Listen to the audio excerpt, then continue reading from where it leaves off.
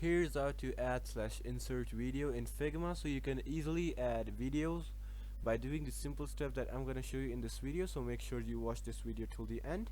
So how can you add or insert a video in Figma? First of all, you have to convert that video to a GIF that you can easily add it to Figma.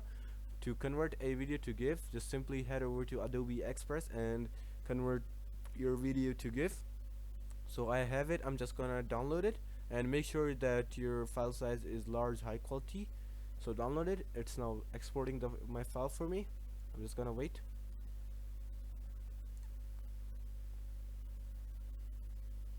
Just gonna wait a while until it's exported. So there we go, my download is completed and it's started now.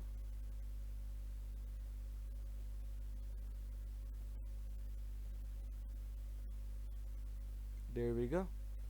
But after you download that, just go to your downloads and copy, or you can either just drag it, that doesn't matter. Go over here and paste. If this doesn't work, just go ahead and paste it. There we go. It's gonna load in. We're just gonna wait until it's fully loaded up.